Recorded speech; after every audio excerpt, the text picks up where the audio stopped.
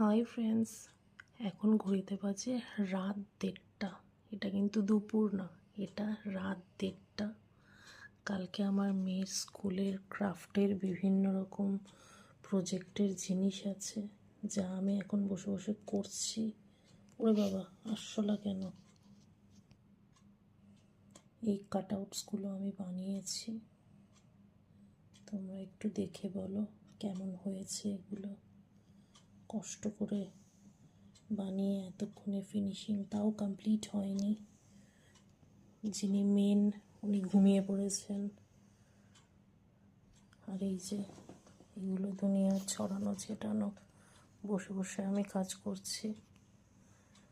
যার আসল করার কাজ উনি নিশ্চিন্তে ঘুমিয়ে পড়েছেন। তোমরা জানিও কেমন হয়েছে আমার এগুলো। ভালো লাগলে লাইক করো।